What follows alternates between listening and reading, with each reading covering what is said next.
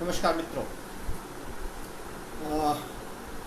जाहिर है कि अभी लॉकडाउन का समय है, सब घर पे रह रहे हैं। इसमें काफ़ी जो मेरे क्लाइंट हैं वो स्मॉल और मीडियम इंडस्ट्री के लोग हैं, जिनको लगता है कि कोविड के बाद क्या करना है और कौन सी स्ट्रेटजी लेनी है जिससे कि हमारी बिजनेस कंटिन्यूटी पे कोई असर ना हो।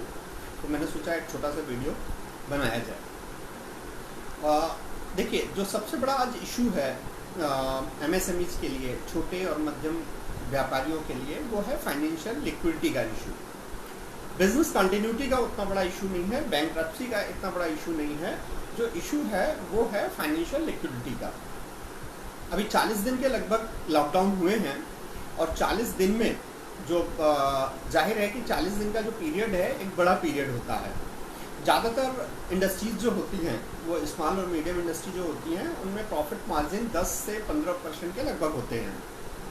अब आप 40 दिन बंद रहा, इसका मतलब क्या हुआ कि आपका जो फाइनेंस है, जो भी आपकी प्रॉफिटिबिलिटी है वो ख़त्म हो गई।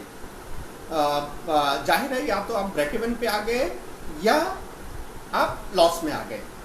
जनरली आप लॉस में जाएंगे क्योंकि ब्रेक इवन भी अभी जब स्टार्ट होकर पिकअप होने में जाहिर है 2-3 महीने और लगेंगे, तो वहाँ आपको लॉसेस ही होने हैं। अभी इस चीज़ को कैसे आप टैकल करें उस पर ब्रीफ में आपको बताना चाहूँगा।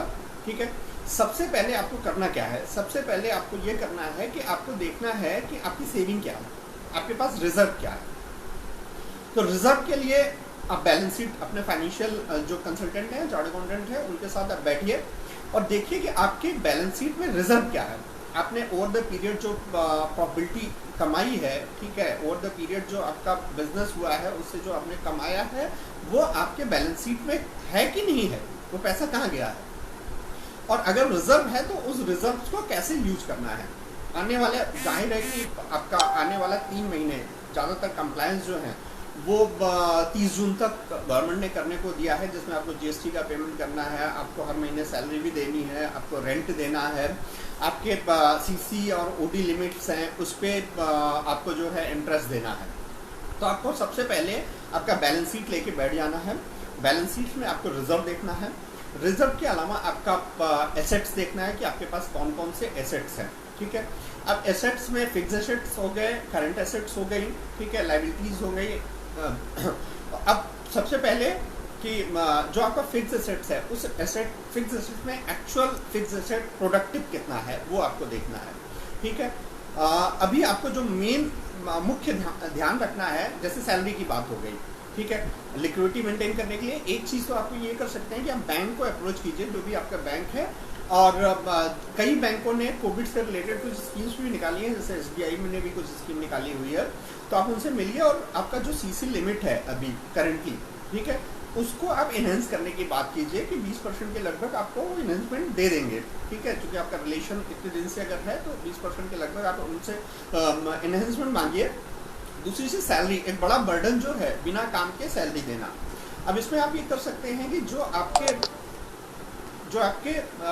ज़्यादा कॉस्टली जिनकी सैलरी है, जो ज़्यादा सैलरी के लोग हैं, जिनकी सैलरी 25,000 या ऊपर है, तो उनके लिए आप क्या कर सकते हैं। लेबर्स की सैलरी तो मैं काटने की सलाह नहीं दूंगा, लेकिन जो ज़्यादा सैलरी वाले हैं उनकी काटने की बात तो आप कर नहीं सकते, क्योंकि जाहिर है कि उनके एसेट, सबसे बड़ा एसेट आपका ह्यूमन रिसोर्स है जिसके थ्रू आप आगे बिजनेस करते हैं। तो आप उनके साथ बात करके ये कर सकते हैं कि चलिए 30% के लगभग आपकी सैलरी हम डिपॉजिट के फॉर्म में रखते हैं, जो 1 साल के बाद या 6 महीने के बाद जैसे आपकी लिक्विडिटी कंफर्ट में आती है वैसे हम पे करेंगे। तो एक स्ट्रेटजी तो ये हो गई कि आपको फाइनेंशियल एनालिसिस करनी है और फाइनेंशियल एनालिसिस करके एक एक चीज़, आपकी इन्वेंट्री कितनी पड़ी हुई है, उस इन्वेंट्री में प्रोडक्टिव इन्वेंट्री कितनी है, ठीक है, उसको कैसे आपको कम करना है, इन्वेंट्री रेशियोज कैसे आपको बढ़ाने हैं, आपकी एसेट्स जो हैं, फालतू एसेट्स कहाँ पड़ी हुई हैं, ठीक है, उसको कैसे लिक्विडेट करना है। एक तो इशू ये आ रहा है आपका, तो आपको पहले तो फाइनेंशियल एनालिसिस कर देनी है। ठीक है, फाइनेंशियल एनालिसिस करके अब इससे हमें ये भी पता चला कि बिजनेस में सेविंग्स बहुत ज़रूरी है।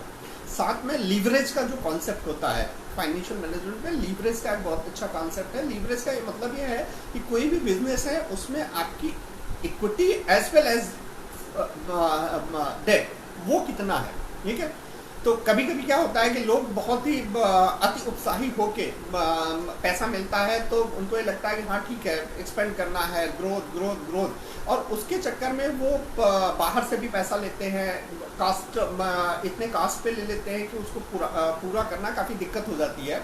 तो आपको पहले तो जो करना है कि आपको रिजिड प्लान करना है जिसमें आपकी खुद की फंड हो एज वेल एज लोन के फंड हो, जो कि बाद में आपको दिक्कत न करें।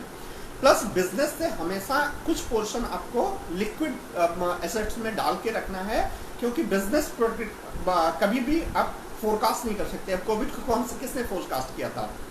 ऐसे ही डिजास्टर्स कभी भी आ सकते हैं जो हमारे कंट्रोल में नहीं है। इसीलिए एक नया प्रिंसिपल है रिस्क मैनेजमेंट का, बिजनेस रिस्क मैनेजमेंट। छोटे इंडस्ट्रीज क्या होते हैं, वो कभी लिखा पढ़ी में भरोसा नहीं करते हैं। तो मेरी एडवाइस है सबको कि आप लिखा पढ़ी चालू कीजिए, प्लान बनाना शुरू कीजिए, राइटिंग में करना, डायरी मेंटेन करना शुरू कीजिए कि आपका शॉर्ट टर्म प्लान क्या होगा, लॉन्ग टर्म प्लान क्या होगा, ठीक है। तो और उसको मॉनिटर करना कीजिए।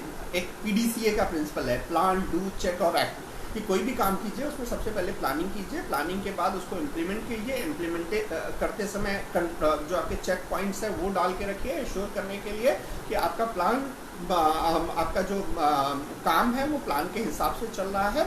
और लास्ट में एनालिसिस कीजिए कि आपके प्लान के हिसाब से हुआ कि नहीं हुआ। अगर नहीं हुआ देन रूट कॉज एनालिसिस और फिर करेक्टिव एंड प्रिवेंटिव एक्शंस लेके आगे ऐसी प्रॉब्लम्स न हो, इसके लिए आगे बढ़िए। तो ये रिस्क एनालिसिस का एक प्रिंसिपल है जो आपको PDCA के साथ एम्बेडेड करना पड़ेगा। तो पहली चीज़ है फाइनेंशियल एनालिसिस कीजिए, लिक्विडिटी मेंटेन कीजिए। अभी दूसरी जो आपको प्रॉब्लम आने वाली है वो प्रॉब्लम आने वाली है कि बहुत से आपके सप्लायर्स की स्थिति भी खराब होने वाली है, बहुत से आपके कस्टमर्स की भी स्थिति खराब होने वाली है। तो आपको क्या करना है कि इस दौरान जो मैंने बोला कि सबसे पहले आप प्लान कर लीजिए, प्लान करने के बाद आपको कस्टमर, एम्प्लॉइज और सप्लायर, ये तीनों से जो फैक्चुअल पोजीशन है उस पर डिस्कस करना है ड्यूरिंग लॉकडाउन। आप बाहर नहीं जा सकते, कोई बात नहीं, लेकिन इस दौरान आप ये डिस्कस कर सकते हैं कि भाई ये स्थिति है, आपकी क्या स्थिति है, और आने वाले समय में एक बार जब लॉकडाउन पूरा होगा तो हम कैसे इस चीज़ों को टैकल करेंगे। ठीक है, आप कैसे टैकल करने वाले हैं, आप हमें माल दे पाएंगे, किस टर्म्स पे दे पाएंगे, उसमें निगोशिएट हो पाएगा कि नहीं हो पाएगा। इसी तरह आपके जो कस्टमर्स हैं, बहुत से कस्टमर हैं जो हो सकता है शिफ्ट भी हो, इसी तरह बहुत से सप्लायर के साथ आपको भी हो सकता है शिफ्ट होना हो। प्लस आपके एम्प्लॉइज, ठीक है, कितने एम्प्लॉइज आपके पैनल पे रहने वाले हैं, कितने जाने वाले हैं, और जिनको रखना है उनको कैसे मोटिवेट करना है। इसके लिए बहुत ज़रूरी है कि बहुत ट्रांसपेरेंट मैनर में और ड्यूरिंग लॉकडाउन आप उनसे ट्रांसपेरेंसी बना के रखें, उनसे कम्युनिकेशन चैनल बना के रखें, जिससे कि आने वाले समय में वो आपको सपोर्ट करते रहें। अब दूसरा ऑपरेशनल इफिशिएंसी की बात आती है। एक तो फाइनेंशियल इफिशिएंसी की बात हो गई, दूसरा ऑपरेशनल रिस्क मैनेजमेंट और ऑपरेशनल इफिशिएंसी की बात आ गई। आपको ये देखना है कि अभी मान लीजिए कि आपके पास रेंटल 2-3 प्रॉपर्टी है, तो उसमें सबसे ज़्यादा कौन सी यूटिलाइज हो रही है, जिसमें यूटिलाइज हो रही है वो चालू कीजिए, बाकी को आप निगोशिएट कीजिए। रेंट पे है तो निगोशिएट कीजिए अपने लैंडलॉर्ड से कि उसमें वो क्या रिबेट्स आपको दे सकते हैं, विन विन सिचुएशन दोनों के लिए रहे। इसी तरह मशीन्स की प्रोडक्टिविटी, अभी हर मशीन कितनी प्रोडक्टिव है और कितना कब हो सकता है, उसकी कैपेसिटी क्या है, साथ में हमारी डिमांड क्या है, इस हिसाब से हमें मशीन की प्रोडक्टिविटी देना पड़ेगा। इस तरह मैन पावर की, क्योंकि खुलने के बाद भी जो सोशल डिस्टेंसिंग के नाम से प्लस हेल्थ से रिलेटेड जो रिस्क है, ये आने वाले 6 महीने 1 साल तक सस्टेन करने वाले हैं, और गवर्नमेंट्स की भी इसमें रिस्ट्रिक्शंस रहने वाले हैं। तो कम लोगों के साथ कैसे आप मैक्सिमम एफिशिएंसी दे पाएं, ये आपको डिसाइड करना है। दूसरी मेरी सलाह हमेशा ये रहती है कि कभी भी बिजनेसमैन किसी भी एक प्रोडक्ट के पीछे, ठीक है, उसका प्यार नहीं हो जाना चाहिए कि मुझे तो इसी बिजनेस में जिंदगी भर रहने वाले हैं। आपको बिजनेस देखना है कौन सा आने वाला बिजनेस खुलने वाला है। तो इसमें बहुत सी अपॉर्चुनिटीज भी लोगों को मिली हैं। जैसे कोई फैब्रिकेशन इंडस्ट्री में था, वो कुछ और बनाता था, अभी उसने क्या किया कि टनल्स बनाना शुरू किया, जिससे कि फ्यूमिगेशन हो सकता है, जिससे कि आपका सैनिटेशन हो सकता है। ऐसे तो आपको मेडिकल से रिलेटेड भी कौन सी चीज़ें आप सर्व कर सकते हैं वो भी देखिए, क्योंकि उसका भी स्कोप अभी बढ़ा है और पूरे वर्ल्ड में बढ़ने वाला है। ठीक है, जैसे मास्क है, अभी मास्क की सप्लाई यहाँ भी होती है। दिल्ली में आप देखिए लगभग 12 महीने के लगभग रिक्वायरमेंट्स होती है पोल्यूशन के कारण।